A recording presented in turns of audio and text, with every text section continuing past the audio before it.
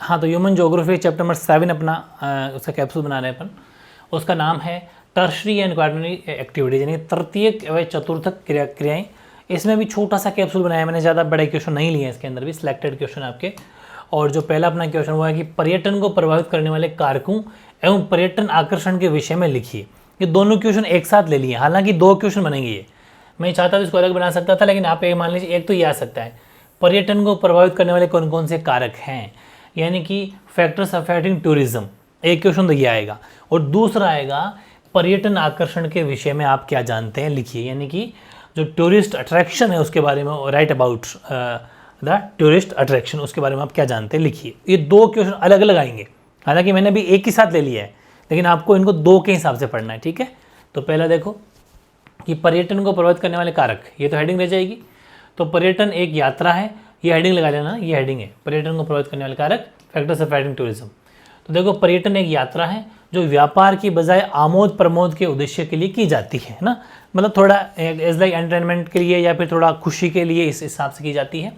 सामान्यतः पर्यटन को निम्नलिखित कारक प्रभावित करते हैं, कौन कौन से, यानी tourism is travel undertaken for purposes of recreation rather than business, generally the following factors affect tourism, कौन कौन से, पहला डिमांड, मांग, ठीक है, यानी कि विगत शताब्दी मतलब पिछले शताब्दी से अवकाश के लिए मांग तीव्रता से बढ़ी है। अवकाश की मतलब छुट्टियों की मांग ज़्यादा बढ़ी है, इसका मतलब लोग क्या करना चाहते हैं कि उन छुट्टियों के अंदर लोग घूमना चाहते हैं, ठीक है।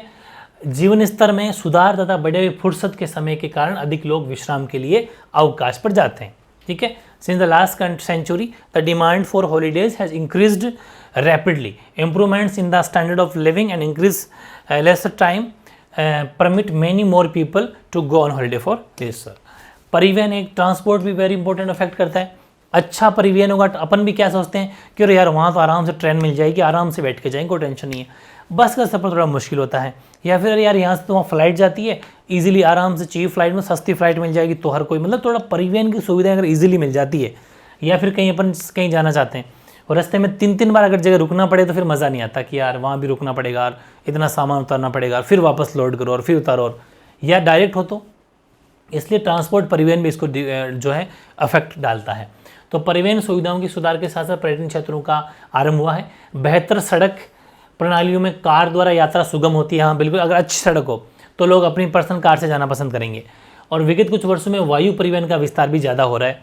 यह था वायु यात्रा के द्वारा कुछ ही घंटों में अपने घरों से विश्व में कहीं भी जाया जा सकता है। पैकेज अवकाश की शुरुआत बिल्कुल शाबाश, सही है, अच्छा, मतलब सराहनीय कदम है ये भी कि खूब लोग हैं जो पैकेज भी देते हैं कि अगर आप फैमिली के 10 बंदे जाना चाहते हो, 5 बंदे जाना चाहते हो, वो 1 लाख 2 लाख के अंदर सबको एक पैकेज की तरह भेजते हैं 10 दिन के लिए, 5 दिन का टूर, वो भी काफ़ी अच्छा प्रशंसनीय है।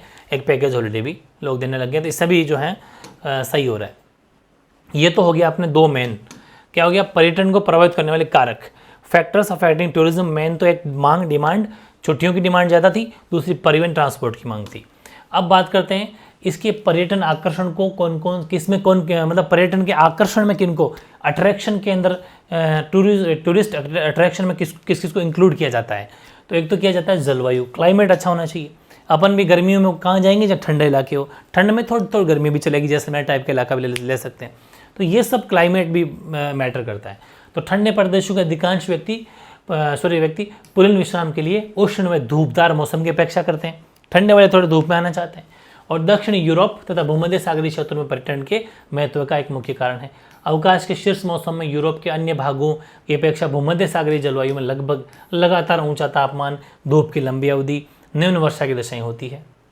शीतकालीन अवकाश का आनंद लेने वाले लोगों की विशिष्ट जलवायु आवश्यकताएं होती है, जैसे अपने गृह क्षेत्रों की तुलना में ऊंचे तापमान अथवा स्कीइंग के अनुकूल हिमावरण आदि। ये सब, जैसा कि हिमावरण का मतलब हो गया बर्फ़, आइस ना जमी हुई, लोग वहाँ थोड़ा पसंद करेंगे, तो क्लाइमेट वगैरह ये भी हम इसको डिस्टर्ब करते हैं, देखते हैं अपन।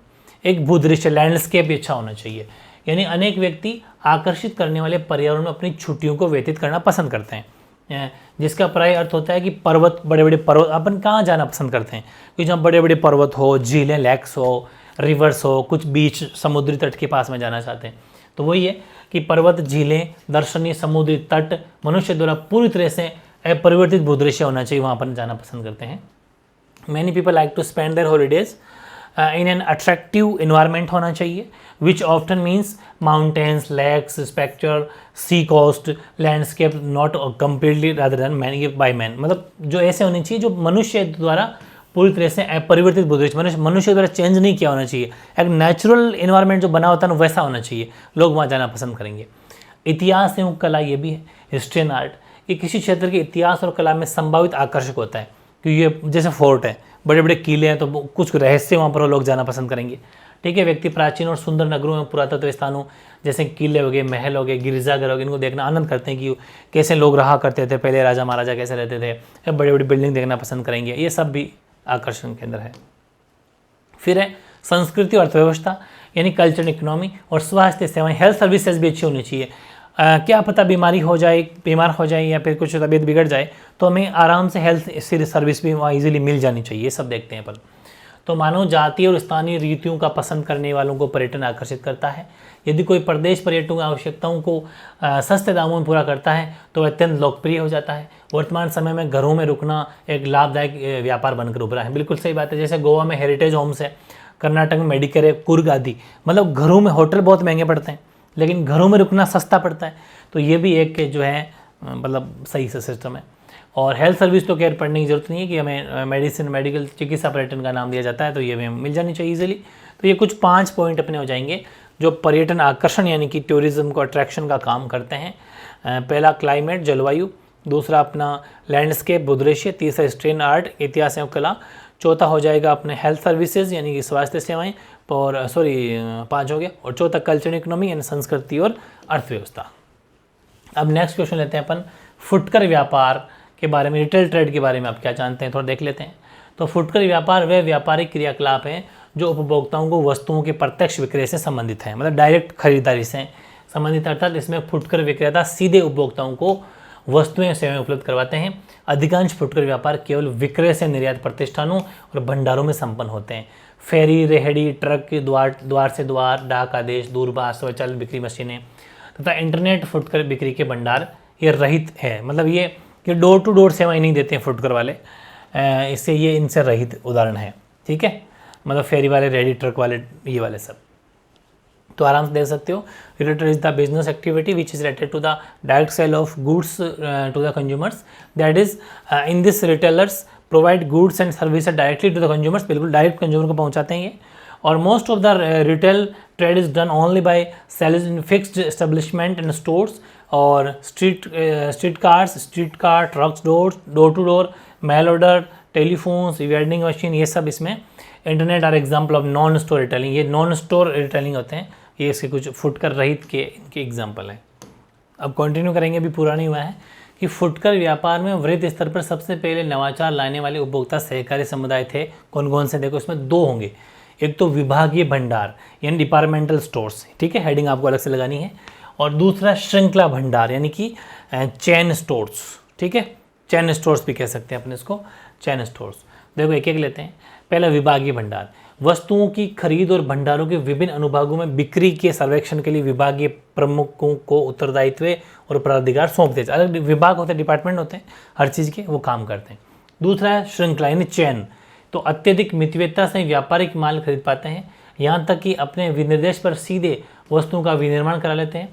वे अनेक कार्यों में अत्यधिक कुशल विशेषज्ञ नियुक्त कर लेते हैं ये लोग, ठीक है, और उनके पास में एक भंडार के अनुभव के परिणामों को अनेक भंडारों में लागू करने की योग्यता भी होती है। यानी कि chain stores are able to purchase merchandise most economically, even having the goods manufactured directly to your specification. They employ highly skilled specialist in numbers of executive functions, or they have to ability to apply the result of one store's experience to multiple stores। ये हो जाएगा। अगला है, ये भी काफ़ी बढ़िया question है कि भारत में चिकित्सा पर्यटन को बढ़ाने के लिए क्या क्या प्रयास किए जाने चाहिए। What efforts should be made to increase medical tourism in India? Medical tourism को बढ़ाया जाना चाहिए, इसके लिए क्या क्या प्रयास करने चाहिए। तो पहला कि भारत में चिकित्सा सुविधाओं का विस्तार किया जाना चाहिए, विशेष रूप से दर्शनीय जो स्थान है, दर्शनीय प्राकृतिक स्थलों पर बड़े अस्पतालों का निर्माण किया जाना चाहिए। Medical facilities should be expanded in India, specially big hospitals should be built at सैनिक स्पोर्ट्स, जहाँ पर भी सीनिक मतलब जहाँ पर सीनरी मतलब जहाँ पर जो थोड़ा दर्शनीय स्थल है वहाँ पर होना चाहिए। हमारे चिकित्सकों को अत्याधुनिक तकनीकों में प्रशिक्षित किया जाना चाहिए ताकि देशी विदेशी जो पर्यटक आते हैं वो आकर्षित हो सके। और doctor should be trained to state of the art techniques so that domestic और foreign tourist can be attracted. हमें देश के साथ साथ विदेशों में भी हमारी चिकित्सा पर्यटन की सुविधाओं का जो है प्रचार प्रसार करना चाहिए कि हमारी मेडिकल सेवाएं शानदार है, इस तरीके से हैं। अभी जैसे कोविड में भी आपको पता है भारत ने किस हिसाब से अमेरिका जैसे देश की हेल्प की थी, वो दवाएं सिर्फ इंडिया में बनती थी। तो ये ऐसा अगर प्रचार प्रसार होंगे तो हर कोई आना चाहेगा, क्योंकि आज के लोगों को हेल्थ का बड़ा इशू है। सबसे पहले वो देखते हैं कि यार हेल्थ सर्विस मिल जानी चाहिए, ठीक है, तो इसलिए वो देखेंगे यार इंडिया की हेल्थ सर्विस तो बहुत अच्छी है, तो आराम से। तो वी शुड पब्लिकाइज और medical tourism facilities in the country as well as abroad, बाहर भी हमें उसका प्रचार प्रसार करना चाहिए। चौथा, भारत को अपनी चिकित्सा सुविधाओं की गुणवत्ता में वृद्धि के प्रयास करने होंगे, थोड़े सुधार भी करना है यानी। और चिकित्सा पर्यटन को बढ़ावा देने तो अन्य आधारभूत ढांचे यथा जल है, विद्युत हैं, सड़कें हैं, संचार परिवहन के साधन आदि का विकास है विस्तार करना चाहिए। हमें चिकित्सकों और अन्य सहायक कर्मियों की संख्या में वृद्धि करनी चाहिए, विशेष रूप से शल्य कर्मियों की संख्या में भी काफ़ी वृद्धि हमें करनी चाहिए। India will have to make efforts in increase the quality of its medical facilities और to promote medical tourism. Other infrastructure like water हैं, इलेक्ट्रिसिटी हैं, रोड्स हैं, communication and transport mean should be developed and expanded, ठीक है। और last है, we have to increase the number of doctors and other supporting personnel specially the number of surgeons, इनकी संख्या बढ़ानी चाहिए।